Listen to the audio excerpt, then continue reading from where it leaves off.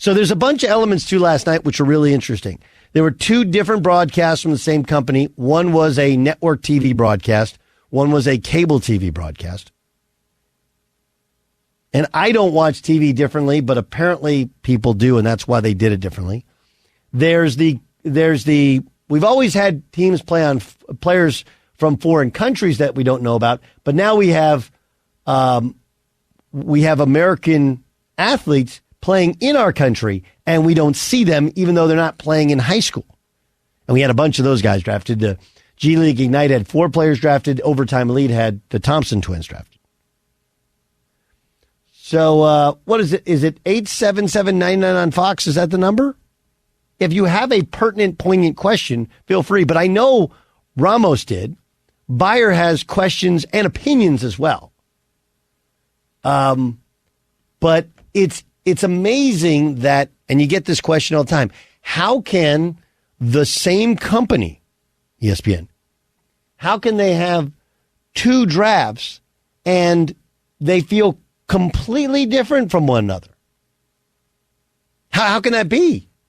Like, ESPN has done the NFL draft forever, for our entire adult lifetime, and most of our,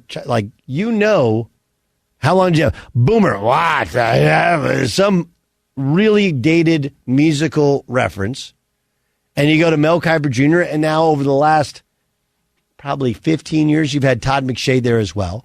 And then, they've had guys from Michael Irvin, you name it, they slide other people in and out. But those have been, and they are the staple for how to do it. How do you go from that to the same network? And last night was just kind of weird. It wasn't bad. It wasn't good. And oh yeah, by the way, our need to have parents involved. And I actually get it. Like, most of those stories of parents are beautiful stories. And having them there is awesome. Because I can tell you, and I know this now, is my daughter is an athlete, my son is an athlete, but I coach an AAU program. So I've been around this. So parental involvement, forget about what you read, okay? It doesn't break down to race, color. You're not going to be anything these days unless you have somebody who helps you get to where you're going.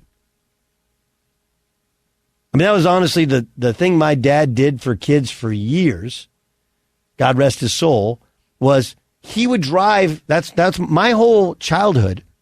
It's from 5th grade on, was get in the car with my dad after school, and we drive to San Diego, meet Adam Walton's mom, Sally Walton, to pick him up for practice. Sometimes go halfway to Bakersfield. A guy named J.R. Henderson played at UCLA, played in the NBA, played forever in Japan. Now coach. We meet to that. We'd go wherever because kids couldn't get a ride to go to practice. And if you can't practice, you can't win. You won't get any better. And there just weren't good enough players where I was, or dedicated enough guys that could get you, kind of give you a good enough team to compete at the highest level. So this is something my entire life has been around. AAU, youth basketball, whatever. Obviously, I've covered college basketball forever, covered NBA basketball for 20 years. Many of the guys that I grew up playing with are now coaches or in the front office. And this is one of those, there's a lot that I know about. And still some things that don't make sense to me and things that have changed over time. So, Jay Stu, hit me with, you didn't know what Overtime Elite was, and you didn't know what the G League Ignite was, correct? Yeah, whichever team is in Georgia. That's the Overtime Elite. That's in Atlanta. Okay, and then the other wherever Scoot went. He went to the G League Ignite, which was in Northern California. Although I think they're changing locations to maybe they're in Henderson, Nevada now. But they were what's that area called? Shoot, I can't remember. It's over the hill from Oakland. Walnut Creek. They used to be in Walnut Creek. Now they're in Henderson, Nevada. Right? So you didn't know about, okay, so the G League Ignite is, and again, the NBA is in this weird spot where they were trying to create a model that mirrored Europe's model. Here's the best way I can express it. Okay, G League Ignite is you skip college, you go straight to the G League Ignite, you play against other G League teams. You are coached by Jason Hart, who Jason was a longtime NBA point guard, become college assistant at USC, of course, played at Syracuse. And so you're playing against G Leaguers, and half your team is made up of guys that would be freshmen or seniors in high school or would be freshmen in college.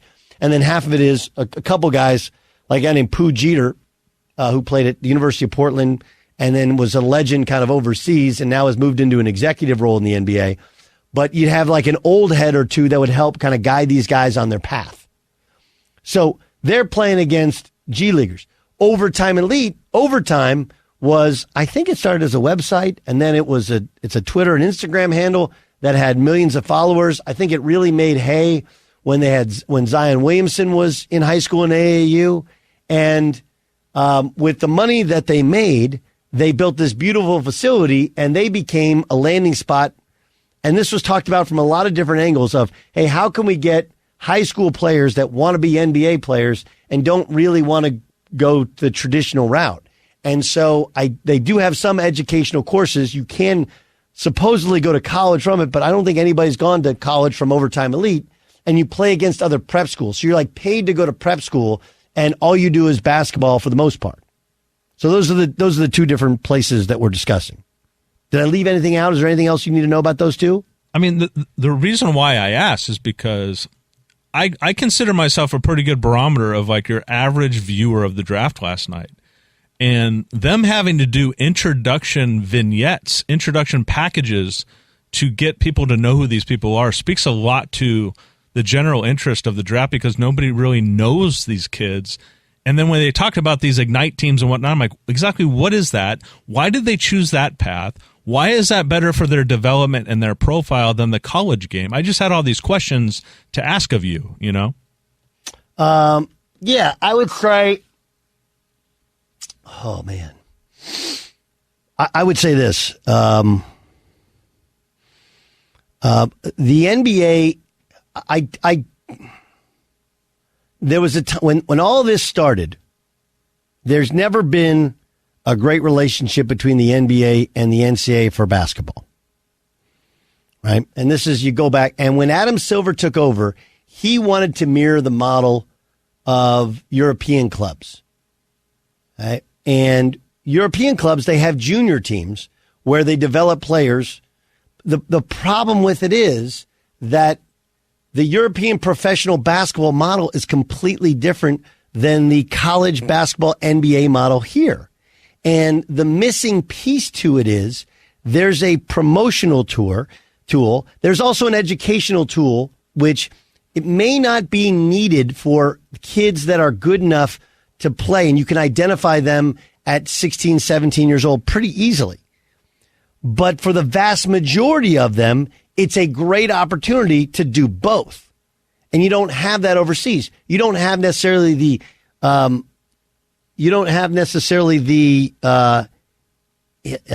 imbalance and inequality, if you will, of education overseas like you do in the United States. It reminds me, honestly, of when people try and compare, like, well, you know, in Denmark, okay, they have universal health care and they charge 60% tax rate, and yet everybody's happy. Nobody has cancer, blah, blah, blah, blah. You're like, dude, we're not Denmark.